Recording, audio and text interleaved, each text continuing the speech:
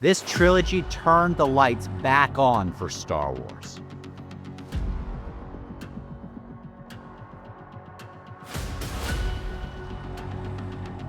My name's Dan. I'm going through the Star Wars Expanded Universe for my first time. I'm doing it within publication order in hopes to try to experience it in the same way that others did. Now, I can't transport myself in time. I don't have a flux capacitor. I can't go to my old schoolyards where chatter was happening when we only had the original trilogy. But some of this can be recreated, and we can see how things have evolved and how it has led to the Thrawn Trilogy and how that has birthed the rest of the expanded universe. It's quite a history. Let's see if some of you have the same sort of experience as I did.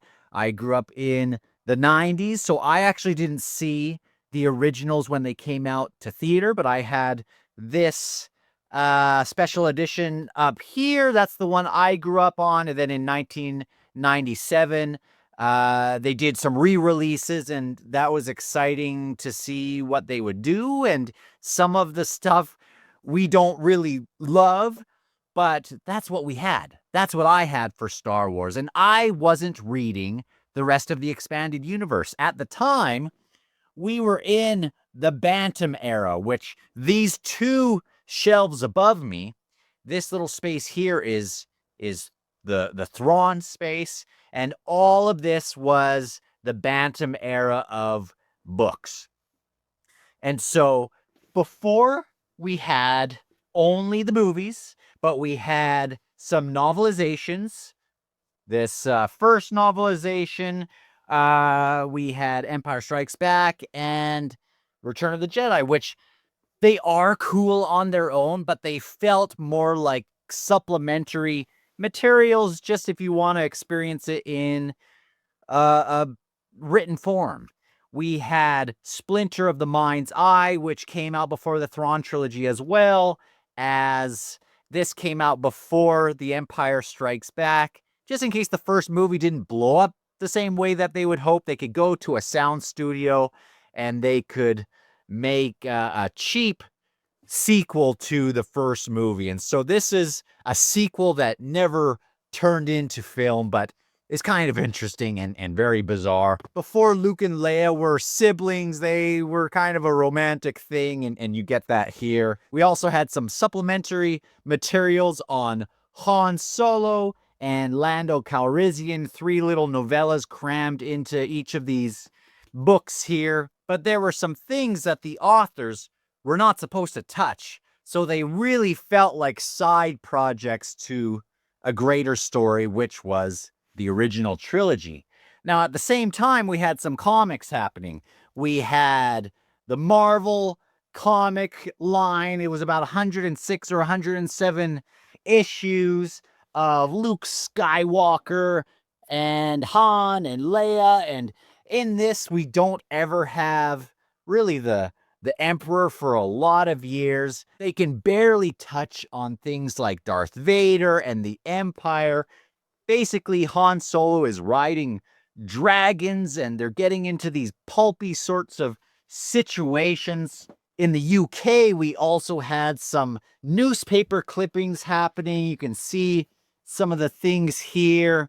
They're interesting, but they aren't really true new expansions to the trilogy in the same way that people would have expected, but they are fun diversions. In the US, there were also the same sorts of things happening. Newspaper clippings. Mad Magazine was at it doing some parodies of the original trilogy. We had the holiday special to be something else on screen. Some toys, limited video games. But people were hungry for more Star Wars, for another installment to the story. It was the early 80s, and things went dark. Now, it wasn't that there was completely no Star Wars between 1983 and 1991. There was the Droids line of cartoons and the Ewoks line of cartoons, as well as comics to go along with them. But it really wasn't the big extra installment of what could be. But one of the most consequential things that happened within that period was the release of the Star Wars role-playing game. The big thing that this did is it really set the stage for the rest of the Star Wars universe to come.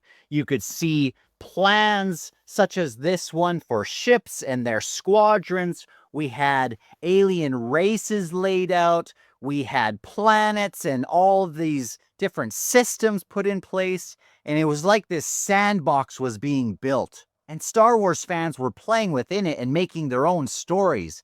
And that's where Star Wars maintained its little ember of hope within the minds and hearts of a bunch of Star Wars fans within this RPG. It had been several years since we had the novelizations and these novellas and side projects. We still had the comics going on, but then they went out on a limb and Timothy Zahn was commissioned with writing this trilogy. And the lights came back on.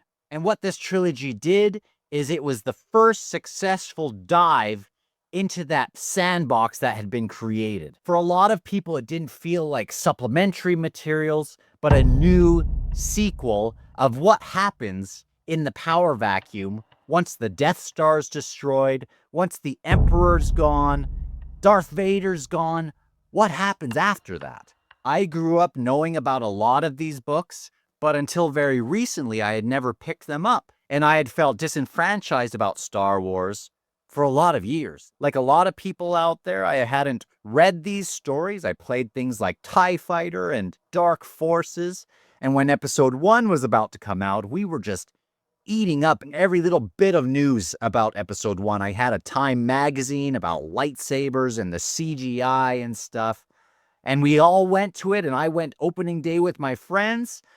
And it felt different and strange, and I thought, shoot, I didn't love this. Episode 2 came out, I really didn't like that, and then by the time episode 3 came out, I watched it, and I didn't watch any more Star Wars for about a decade.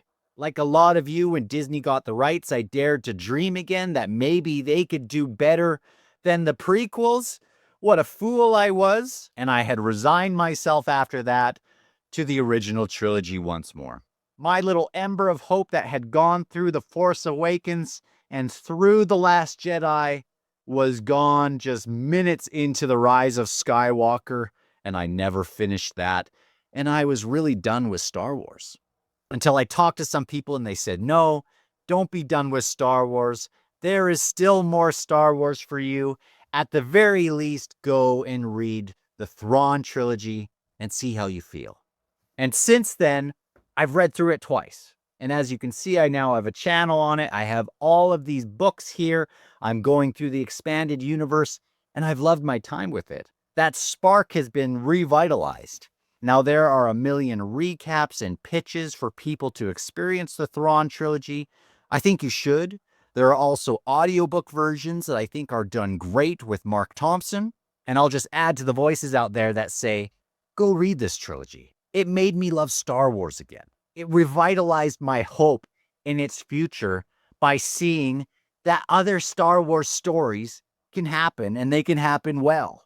A lot of these books and comics and video games that we loved for years truly do sit on the shoulders of the Thrawn Trilogy and what was accomplished there. I went for it, and I'm so glad that I did. There are so many people who love these stories. It's been fun to see the Star Wars story expand and go into new territory to varying degrees of success. People's mileage may vary, but at the very least, you should start with the Thrawn Trilogy and give it a shot. Go find some at the used bookstore if you need to. A lot of times they're already taken. If you want to pick up some new copies, I have a link in the description. If you are veterans of the expanded universe, let me know what your experience was with this trilogy for the first time. And if you decide to read it for your first time, also come back to this video and let me know how it went. Again, thanks for coming to this channel. If you want to see how Star Wars has evolved over time, subscribe here. We have some other videos like the Jedi Academy trilogy, which opened up even more doors, and we'll be continuing on with the journey. Right now, we are in the Bantam era, and we'll be getting to the Del Rey era. I'll see you in the next video. It's going to be for Ambush at Corellia, which is book 1 in the Corellia series, or I'll do a video just on the entire trilogy. I'll see you then. Let's talk in the comments below.